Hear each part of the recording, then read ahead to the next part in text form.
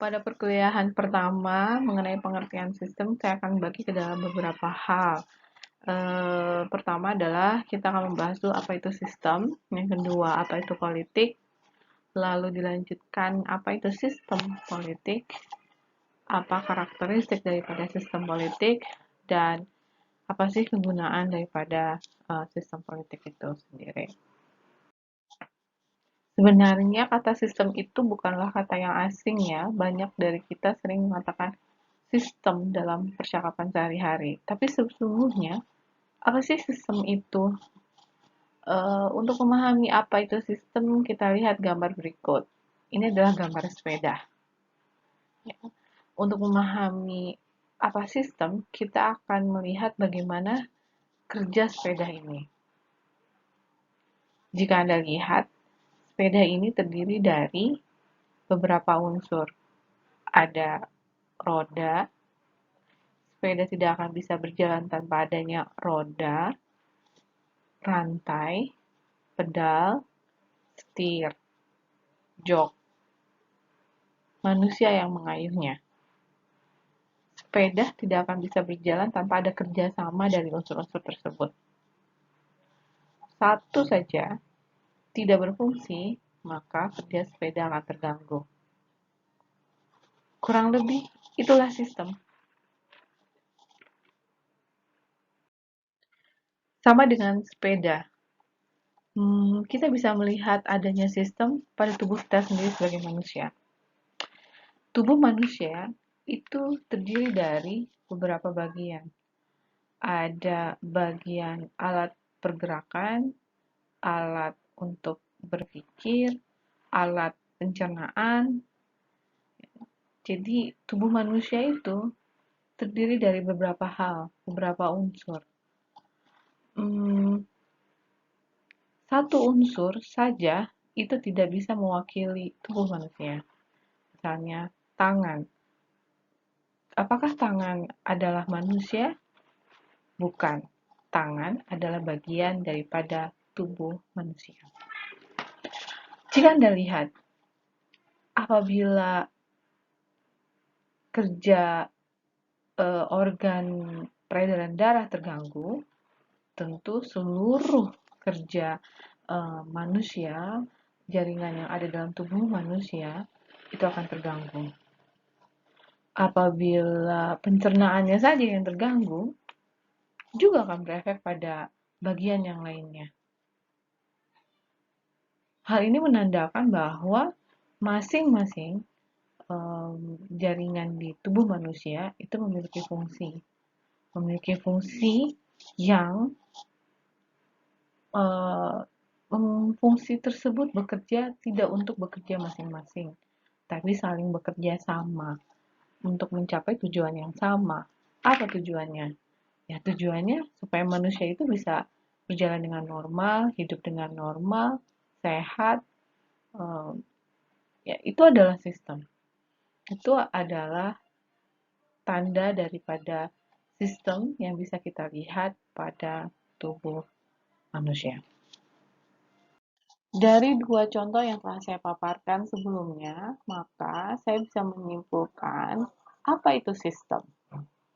Satu, sistem itu harus terdiri dari beberapa bagian, beberapa unsur, dari yang terbesar maupun yang terkecil. Setiap bagian memiliki fungsinya masing-masing. Contoh, roda memiliki fungsi yang berbeda dengan fungsi pedal, juga berbeda dari fungsi jok, juga berbeda dari fungsi setir. 3.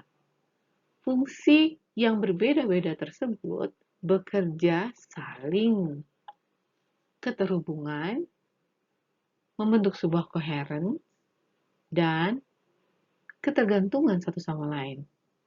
Artinya, ketika roda sepeda kempes, maka sistem tidak dapat bekerja. Atau setidaknya, ketika kita mengayuh pedal, akan terasa lebih berat, lebih sulit dibandingkan jika roda tersebut dalam keadaan baik-baik saja. Ini contoh bahwa fungsi yang berbeda-beda namun memiliki kerjasama, membentuk sebuah coherence dan saling ketergantungan satu sama lain. Keempat, karena dia bekerja sama dan saling bergantung satu sama lain, itu membuktikan bahwa bagian-bagian tersebut atau unsur-unsur tersebut sebenarnya sedang menciptakan satu kesatuan atau integrasi. Pertanyaannya, mengapa bagian-bagian tersebut bisa bekerja sama meskipun memiliki fungsi yang berbeda, namun bisa membentuk satu kesatuan? Jawabannya adalah sebuah sistem pasti memiliki tujuan yang sama. Jika ada bagian yang tidak memiliki tujuan yang sama, maka tidak akan tercipta sebuah sistem. Terakhir, ciri yang terakhir apa itu sistem adalah sistem pasti memiliki batasan. Apa sih batasan? Batasan adalah identitas. Apa yang menjadi identitas sebuah sistem? Unsurnya. Contoh, kita menyebut kata sepeda, sistem sepeda. Maka yang terbersit dari kita, apa yang digambarkan di dalam otak kita, pikiran kita, sepeda pasti roda, pedal, rantai, jok, setir. Tapi tidak mungkin ada mesin di dalam sepeda. Itu yang dimaksud dengan batasan atau boundaries. Bagaimana? Sekarang Anda sudah paham tentang apa itu sistem? Pada slide ini, kita akan bahas pengertian sistem menurut para akademisi. Kalau Anda bandingkan pengertian dari Rusadi Kantra Prawira maupun pengertian dengan pengertian dari Pamuji, keduanya memiliki kesamaan, menyebutkan ciri-ciri sistem yang sudah kita bahas sebelumnya. Lihat beberapa unsur, saling kait-mengait, fungsional, kebulatan, keseluruhan kompleks, perpaduan, membentuk suatu kebulatan kompleks yang utuh. Itu adalah gambaran daripada 5 ciri-ciri sistem yang telah kita paparkan pada slide sebelumnya. Sama dengan Inu Kencana Syafi'i. Bagaimana? Jadi seharusnya sekarang Anda sudah paham tentang apa itu sistem. Dan sekarang sesungguhnya Anda bisa menciptakan sistem dalam kehidupan sehari-hari. Misalnya saja di kelas Anda. Apakah kelas Anda sudah menciptakan sebuah sistem yang mampu mendukung proses belajar dan mengajar? Nah, silakan Anda teliti di kelas Anda apakah sudah ada sistem. Bagaimana cara menelitinya? Silakan Anda cari adakah 5 ciri sistem di dalam kelas Anda.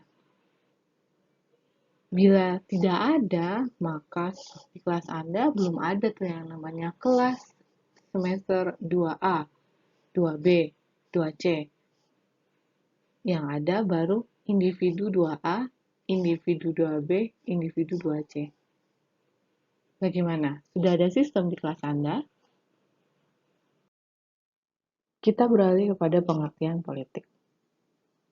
Mungkin teman-teman sudah mengetahui ketika Anda mengikuti mata kuliah pengantar ilmu politik bahwa definisi politik itu beragam. Ada yang mengatakan bahwa politik itu adalah the art to govern. Ada juga politik itu dikatakan sebagai bagaimana pemerintah membuat kebijakan.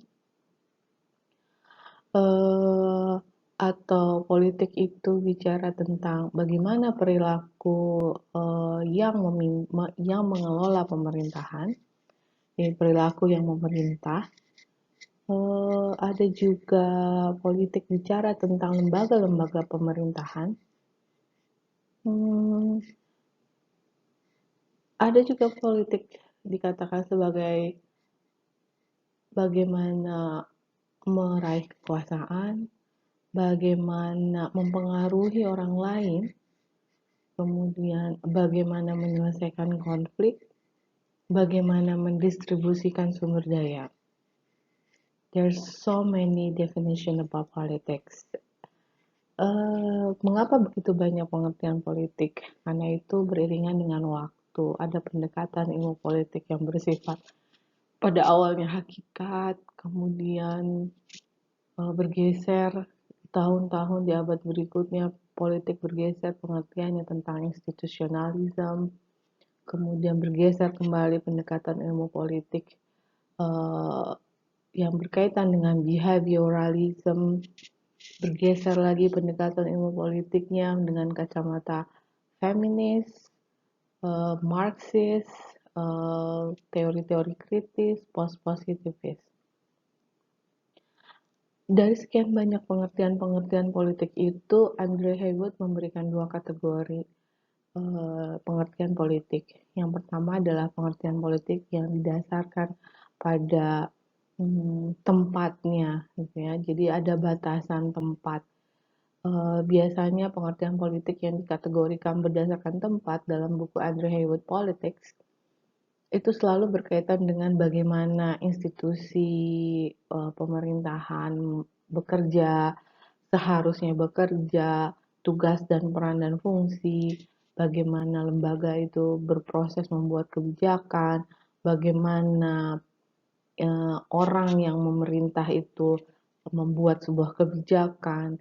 Nah, makanya dikatakan selalu dikurung oleh sebuah tempat. Tempatnya adalah institusi pemerintahan. Nah, sedangkan kategori yang kedua adalah pengertian sebagai sebuah proses. Pengertian sebagai sebuah proses itu lebih banyak politik tidak dikurung pada suatu batasan tempat. Politik itu tidak hanya terjadi pada lembaga-lembaga pemerintahan, politik itu tidak selalu bicara tentang orang yang sedang memerintah atau yang sedang membuat kebijakan. Politik itu bisa terjadi di kalangan manapun, di seluruh kehidupan sosial dan masyarakat. Anda bahkan ya dengan pengertian ini Anda sebagai manusia juga bisa dikatakan berpolitik. Jadi di mana ada interaksi manusia, di dalamnya pasti ada politik. Nah, ini adalah pengertian politik yang berdasarkan proses, ya. Makanya teori-teori yang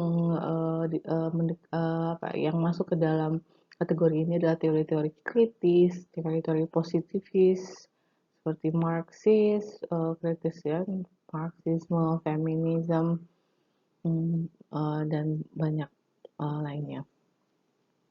Ini adalah politik. Kita beralih pada pengertian sistem politik. Setelah kita memahami apa itu sistem, apa itu politik, sekarang kita akan membahas apa itu pengertian sistem politik. Menurut David Easton, sistem politik adalah kesatuan atau kolektivitas perangkat struktur politik yang memiliki fungsi masing-masing yang bekerja untuk mencapai tujuan suatu negara. Jika Anda perhatikan baik-baik pengertian ini, maka Anda akan menemukan pengertian apa itu sistem dan apa itu politik.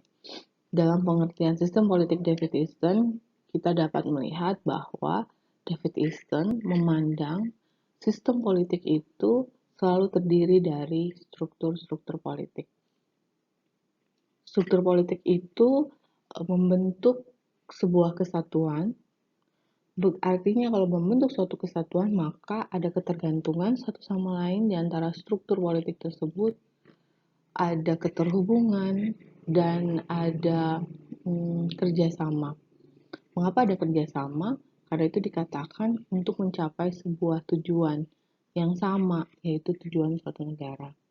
Nah, melihat itu saja kita bisa lihat bahwa di dalam pengertian sistem politik ada unsur-unsur atau ciri-ciri sistem. Kemudian selanjutnya dalam pengertian sistem politik David Easton, kita melihat bahwa David Easton memandang politik sebagai the art to govern. Memandang politik sebagai upaya lembaga-lembaga negara dalam membuat sebuah kebijakan.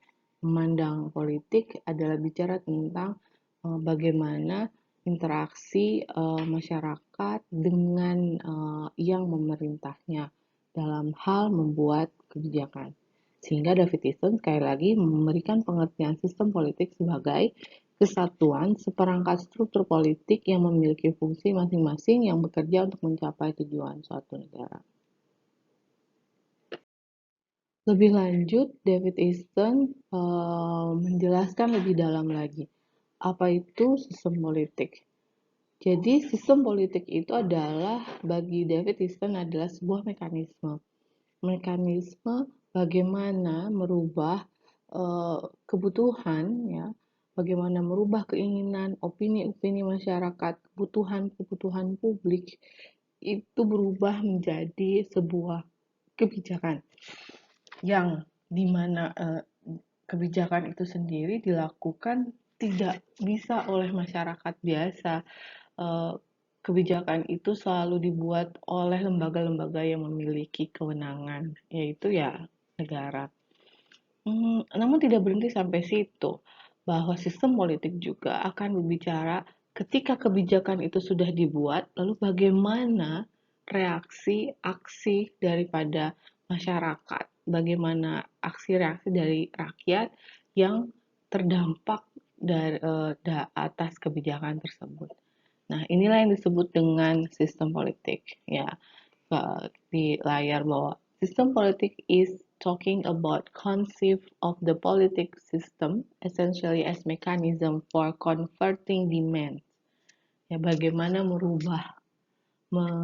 mengkonversi, ya, dari yang satuannya tadinya adalah kebutuhan masyarakat menjadi, ya, policy yang melibatkan which involve authoritative institutions, ya.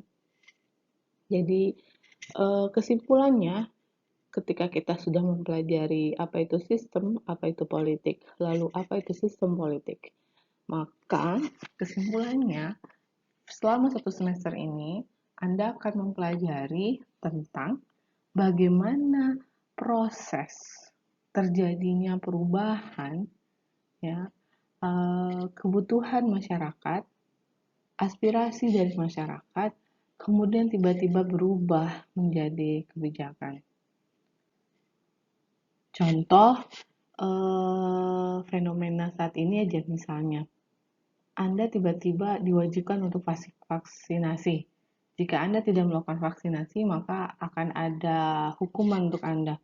Loh, dari mana itu dibuat? Mengapa tiba-tiba ujuk-ujuk ada kebijakan itu?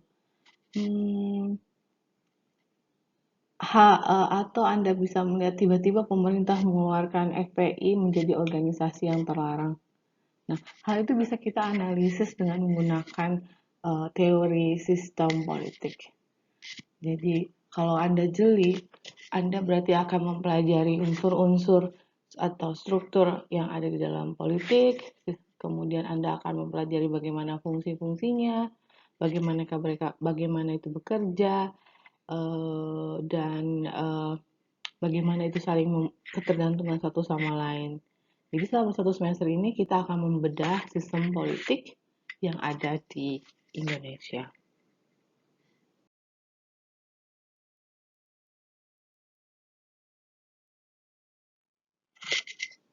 Selanjutnya, kita akan bicara bahwa bagaimana kedudukan sistem politik di antara sistem-sistem lainnya. Jika kita bicara apa kedudukan sistem politik di antara sistem lainnya, misalkan sebutlah ada sistem pendidikan, ada sistem kesehatan, ada sistem sosial masyarakat, ada sistem pemerintahan Indonesia, maka sesungguhnya sistem politik itu berada tidak pada ruang hampa atau ruang yang kosong. Buktinya masih ada sistem-sistem lainnya. Nah, sistem politik ini akan berinteraksi dengan sistem-sistem lainnya. Mengapa demikian? Karena bagaimana kondisi sistem lainnya itu akan mempengaruhi kerja sistem politik itu sendiri. Kalau Anda baca di dalam buku Politics Andrew Haywood, atau Anda baca dalam buku sistem politik lainnya yang bisa Anda temukan di perpustakaan, sistem politik itu merupakan bagian dari sistem yang lebih besar lagi, yaitu sistem sosial yang memiliki hubungan dan kesatuan yang sangat kompleks, ya, dan politis terkait dengan distribusi kekuasaan, kemakmuran, sumber daya dalam masyarakat, dan seterusnya.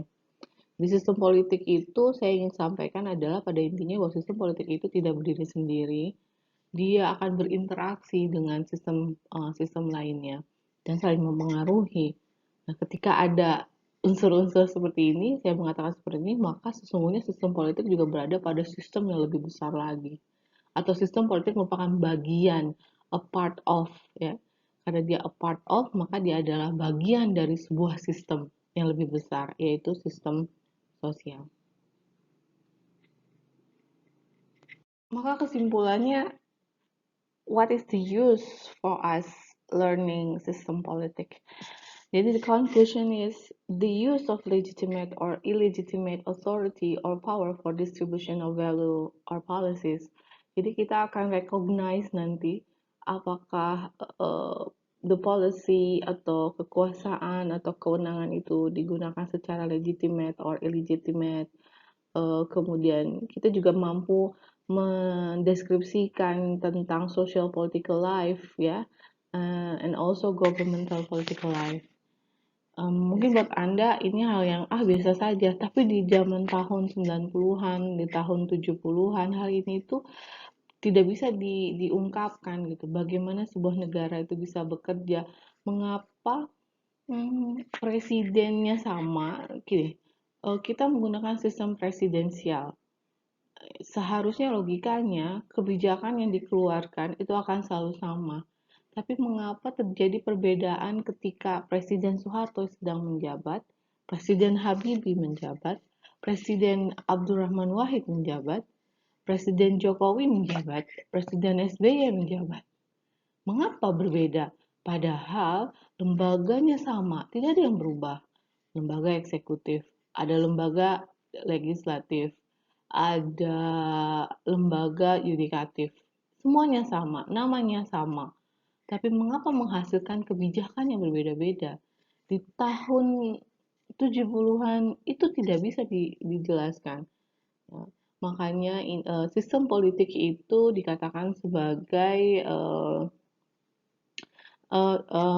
sistem politik itu menggunakan pendekatan ilmu politik behavioralism. Jadi sistem politik nanti tuh dengan teori sistem politik Anda mampu menjelaskan bagaimana kehidupan politik itu berjalan di dalam sebuah negara, mengapa terjadi perbedaan, mengapa kebijakan bisa berbeda-beda meskipun sistem pemerintahannya sama gitu. Mengapa terjadi demonstrasi, mengapa terjadi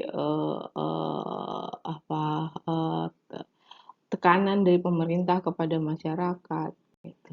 Nah, ini bisa dijelaskan dengan menggunakan sistem politik. Kesimpulan selanjutnya bahwa sistem politik memiliki karakteristik, ya, atau ciri-ciri. Yang pertama terdiri dari struktur, setiap bagian memiliki fungsi, bersifat interdependen, dan sistem politik itu saling mempengaruhi dengan budaya politik. Jadi kita nanti akan mempelajari 4 poin ini pada pertemuan berikutnya.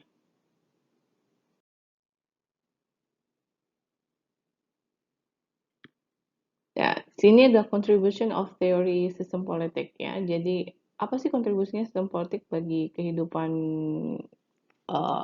masyarakat, ya, dan kehidupan kita, bahwa pada akhirnya nanti sistem politik mampu menjelaskan apa itu budaya politik. Pada sistem politik nanti kita akan menemukan apa itu sosialisasi politik.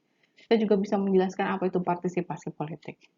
Jadi sistem politik itu akan menghasilkan nilai-nilai politik, bagaimana mensosialisasikan nilai-nilai politik.